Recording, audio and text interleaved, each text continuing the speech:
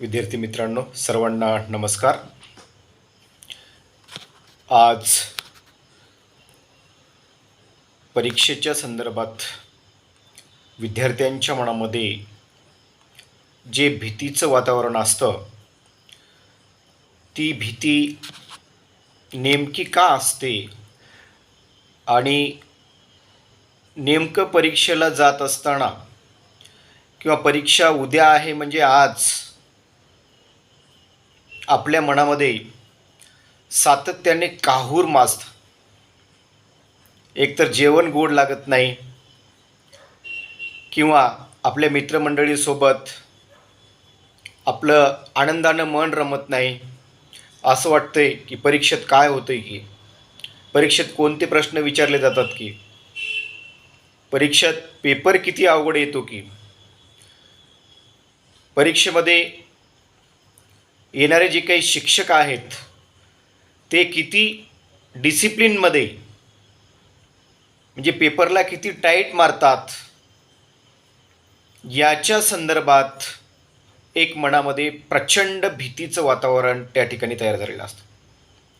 आता तर कोविड-19चे 2 वर्ष BA, BCom, BSc, MA, MCom, MSc आणि इतर जे काही स्पर्धा परीक्षा आहेत, पारंपरिक परीक्षा आणि व्यावसायिक परीक्षा, या सर्वच परीक्षासाठी देश पातळीपासून ते विद्यापीठ पातळीपर्यंत आणि साधारणतः माध्यमिक, उच्च माध्यमिक पातळीपर्यंत सर्वच विद्यार्थ्यांना त्या मंडळाने काही सूट सवलती दिलेल्या होत्या, की ज्यामध्ये MCQ पॅटर्न म्हणजे बहुपर्यायी प्रश्नांच्या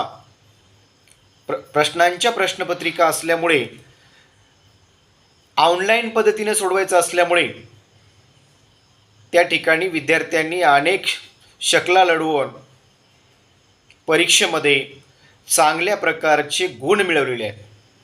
केवळ चांगल्याच प्रकारचे गुण नाही, तर काही विद्यार्थ्यांनी पैकीच्या पैकी 100पैकी 100, 200पैकी 200 अशा पद्धतीने गुण मिळवलेले असल्यामुळे कोविड-19 हा जवळपास सर्वच विद्यार्थ्यासाठी परीक्षार्थीसाठी अतिशय सुखाचा, आनंदाचा आणि गुण संपादन करण्याचा हा कार्यक्रम होता की काय, अशाही प्रकारचे प्रश्न आणि त्याचं उत्तर आपल्याला त्या ठिकाणी मिळतं.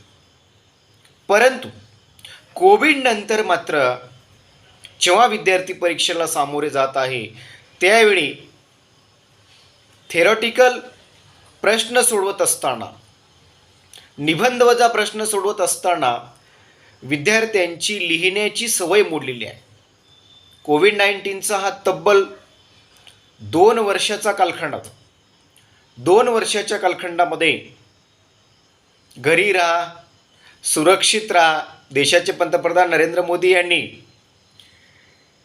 घरी राहा, सुरक्षित राहा, आपली काळजी घ्या, कुटुंबाची काळजी घ्या, कोरोना पळवण्यासाठी टाळ्या वाजवा, थाळ्या वाजवा, दिवे लावा, अशा प्रकारचे अनेक सल्ले देशाच्या पंतप्रधानापासून ते सामान्यातल्या सामान्य विश्लेषकापर्यंत सर्वांनी सल्ले दिलेले होते.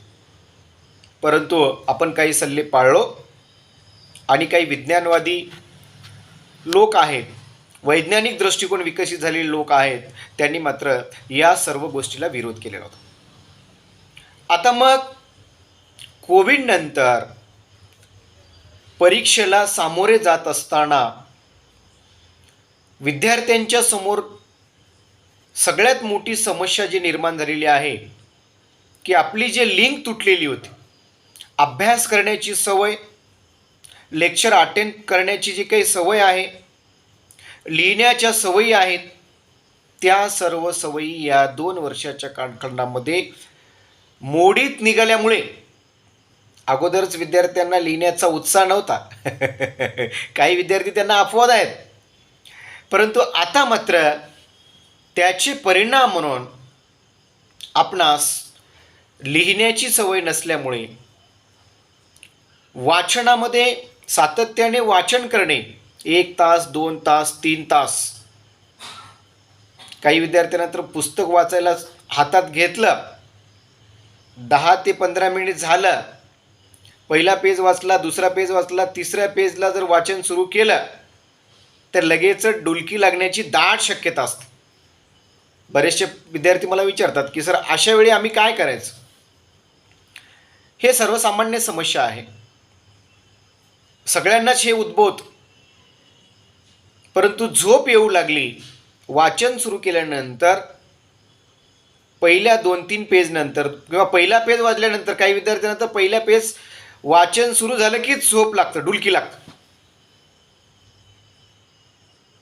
अशा वेळी काय करायचं, त्यावेळी उत्तम सोल्युशन आहे.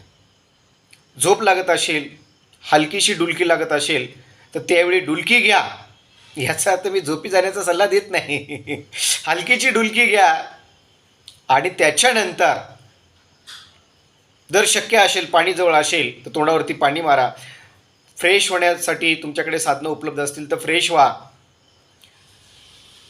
रुमालानं आपले डोळे तोंड साफ करून घ्या, क्लीन करून घ्या आणि त्याच्यानंतर पुन्हा लगेच वाचनाला सुरुवात करू नका. जर तुम्हाला चहा, कॉफी, दूध याची सवय असेल, शक्य असेल, उपलब्ध होत असेल तर तर ते घ्या. अन्यथा एक नोटबुक घेऊन किंवा काही पेज जवळ घेऊन जे सिद्धांत किंवा जे कोणती संकल्पना तुम्ही वाचन करत आहात ती संकल्पना लगेचच जेवढं वाचलेलं आहे आणि वाचताना झोपलेलं आहे ते पुन्हा एकदा लिहून काढा. 1 ओळ लिहा, 2 ओळ लिहा, 3 ओळ लिहा. वाचा, लिहा, वाचा, लिहा. मग मात्र तुमच्या हळूहळू लक्षात यायला लागेल. तुम्हाला समजायला लागेल की मी काय वाचलं होतं, आता मी काय लिहित आहे. त्यानंतर सुरुवातीला ओळ न ओळ लिहा, 2-3 पेज. नंतर तुमची लिंक जुळल्यानंतर, तुमची झोप मोडल्यानंतर मात्र आता अभ्यासाची गती वाढली, वाचनाची गती वाढली, तुमचा टाईम पिरियड वाढला वाचन करण्याचा. मग टप्प्याटप्प्याने मोजकेच मुद्दे लिहा नोटबुकमध्ये. एखाद्या पॅरेग्राफमधले काही ओळी ज्या तुम्हाला अतिशय महत्त्वाचे वाटतात तेवढंच त्या ठिकाणी लिखाण करायचं. मग टप्प्याटप्प्याने ते जे अभ्यासक्रम दिलेला आहे परीक्षेच्या दृष्टिकोनातून सगळ्यात महत्त्वाचं असतं तुमचा सिलेबस काय, to the point, to the syllabus, याला फार महत्त्व आहे. बऱ्याच वेळेस काय होतं की सिलेबस दुसरीकडेच असतो, आपण वाचतो भलतंच आणि नेमकं आपण म्हणतो की परीक्षेत मी जे वाचलं ते आलंच नाही. सिलेबस अगोदर बघा. सिलेबसप्रमाणे चॅप्टर स्कीम काय आहे, चॅप्टर क्रमांक 1, 2, 3, 4, 5. जर 100 मार्काची प्रश्नपत्रिका असेल, प्रत्येक चॅप्टर वाईज 5 प्रकरण जर असतील, प्रकरण 1ला 20 मार्क्स, 2ला 20, 3ला 20, 4ला 20 आणि 5ला 20. म्हणजे अशा प्रकारे त्याची विभागणी काय केलेली आहे ते तपासून पहा आणि त्याच्याप्रमाणेच प्रत्येक प्रकरणाला किती वेळ द्यायचा. बऱ्याच वेळेस काय होतं, प्रकरण एकच वाचत बसतो आपण, वाचतो लिहितो, 2 करतच नाही कंप्लीट, 3 करतच नाही, 4 कंप्लीट करत नाही, 5ही कंप्लीट करत नाही. प्रकरण 1वरच आपण जास्त जोर मारला तर मात्र 2, 3, 4, 5 मागे राहून जाण्याची दाट शक्यता नाकारता येते. अशा वेळी कोणत्या प्रकरणाला आपण किती वेळ देत आहोत याचं टाईम मॅनेजमेंट करा. आणि त्या पद्धतीने प्रत्येक प्रकरणामधले महत्त्वाच्या जे काही संकल्पना आहेत ते वाचा, लिहून काढा. प्रकरण 1 वरती कशा प्रकारचे प्रश्न येऊ शकतात मागच्या प्रश्नपत्रिका असतील तर ठीक आहे, नसतील तर त्या ठिकाणी जे संकल्पना दिलेल्या आहेत त्याच्यावरून प्रश्न तयार करा. प्रकरण 1 वरती समजा 2 प्रश्न विचारले जाण्याची शक्यता आहे. प्रकरण 1 वरती 2 प्रश्न, एकतर हे सोडवा किंवा ते सोडवा. तर अशा वेळी प्रकरण 1 वरती 5 ते 6 प्रश्न स्वतः तयार करा. वेळ जास्तीचा असेल तर 10 प्रश्न तयार करा आणि कमी वेळ असेल तर किमान 4 प्रश्न तरी तयार करून ठेवा.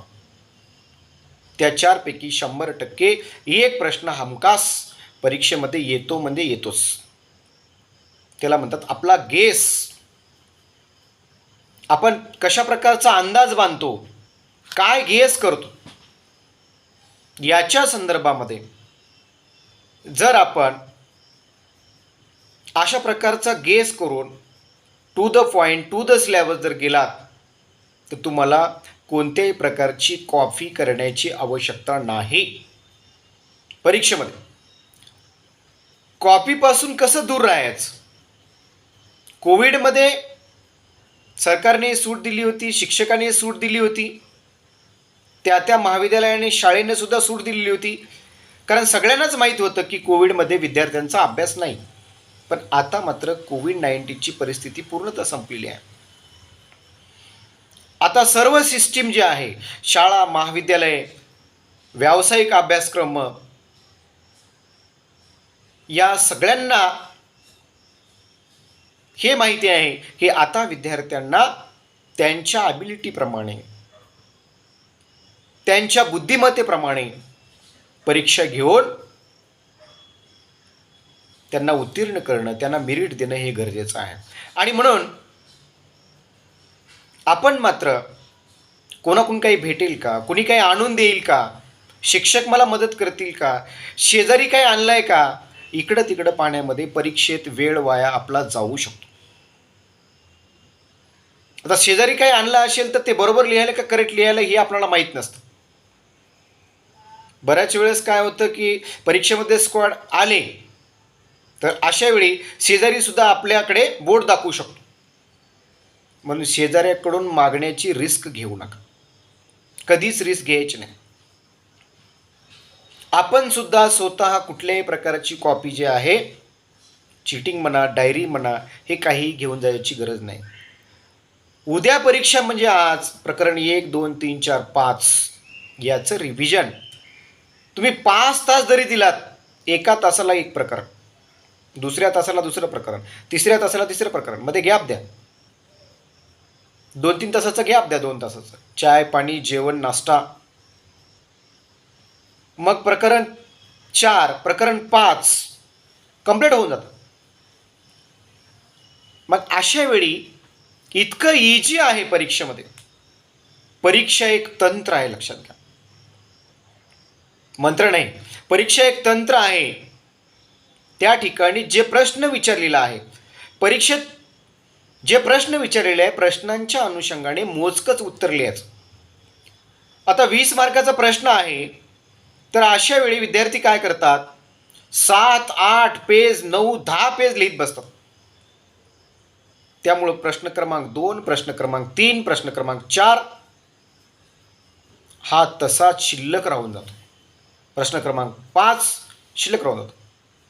किंवा 1 लिहिणं होते, 2 लिहिणं होतं, 3 होतं, 4 आणि 5 तसेच राहतात. मग नुकसान किती झालं? 60 मार्काची प्रश्नपत्रिका समजा घ्यायचे, 100 मार्काची प्रश्नपत्रिका पाहिजे 40, सोडवायलेच तुम्ही 60. अपेक्षा कशी करता 40 मिळतील म्हणून? म्हणून किमान 4 प्रश्न हे चांगल्या पद्धतीने तुम्ही सोडवले पाहिजे. 3 प्रश्न अतिशय चांगल्या पद्धतीने तुम्ही सोडवलेत, 4था सुद्धा प्रयत्न करा आणि 5व्या प्रश्नाला टच करून जेवढं तुम्हाला जमतं, चुकीचं परीक्षेत लिहायचं नाही. त्या प्रश्नांच्या अनुषंगाने, उत्तरांच्या अनुषंगाने त्या ठिकाणी लिहायचं. टाईम मॅनेजमेंटला सुद्धा फार महत्त्व आहे. पेपर लिहित असताना 7-8 पेज, 10 पेजची कोणी काउंट करत नाही. काही विद्यार्थी असाही विचार करतात जेवढं जास्त लिहाल तेवढे मार्क्स. चुकीचं आहे. मोजकं लिहा. एखाद्या प्रश्नांच्या अनुषंगाने जर समजा प्रश्न विचारला असेल व्याख्या विचारल्या असतील तर एकच व्याख्या लिहायची, जास्त झाले तर 2 व्याख्या लिहायच्या. प्रस्तावना 4 ते 5 ओळीमध्ये असली पाहिजे, जास्तीची प्रस्तावना नको. काही काही विद्यार्थ्यांची 1-1, 2-2 पेज प्रस्तावनाच. परीक्षकाला तेवढा वेळ नसतो. तुमची व्याख्या काय आहे, प्रस्तावनेमध्ये 4 ओळी काय लिहिलेत तुम्ही, आणि त्याच्यानंतर पुढे मुद्देसूद, मुद्दा क्रमांक 1, 2, 3, 4, एका मुद्द्यामध्ये 4च ओळी लिहा, 2च ओळी लिहा, विश्लेषण. कारण परीक्षकाकडे पेपर तपासण्यासाठी मिनिटं असतात, तास नसतो. आपल्याकडे तास असतात पेपर सोडवायला, पण परीक्षकाकडे फक्त मिनिटे असतात. 2 मिनिट, 3 मिनिट, 4 मिनिट, तेवढ्याच वेळेमध्ये परीक्षक हे पेपर त्या ठिकाणी तपासत असतो. आणि त्यामुळे वेळेचं नियोजन करणं फार गरजेचं. कमी वेळेमध्ये मोजक्याच शब्दामध्ये उत्तर लिहायचं. 100 मार्काची जर प्रश्नपत्रिका असेल तर अशा वेळी ती निबंधवदा असेल आणि वेळ तुमचा जर समजा 3 तासाचा असेल तर अशा वेळी मात्र प्रत्येक प्रश्नाला आपण किती टाईम देऊ शकतो त्याचं मॅनेजमेंट करा. 3 तासामध्ये अर्धा तास जरी दिला, 6 प्रश्न सोडवणं होतं. ठीक आहे, पहिल्या प्रश्नाला वेळ लागला, पहिल्या प्रश्नाला आपण 45 मिनिटं देऊया, अर्ध्या तासाच्या ऐवजी आपण 45 मिनिट देऊया. दुसऱ्याला मग अर्धा तास, तिसऱ्याला अर्धा तास. या पद्धतीने आपण 5 प्रश्न सहजपणे सोडवू शकतो. आणि म्हणून सगळ्यात महत्त्वाचं, आपल्या मनातली भीती काढून टाका. मला माहिती, मी सुद्धा परीक्षा दिलेली आहे, परंतु परीक्षेला जात असताना मनामध्ये धुकधुक असतं, भीती असतं, धडधड करायला लागतं, मन लागत नाही, जेवण गोड लागत नाही, पाणी प्यावं वाटत नाही, करमत नाही. सगळ्यात महत्त्वाचं, अशा वेळी शांत राहायचं, शांततेने काय अभ्यास केलेला आहे, चिंतनसुद्धा महत्त्वाचं, चिंतन करायचं.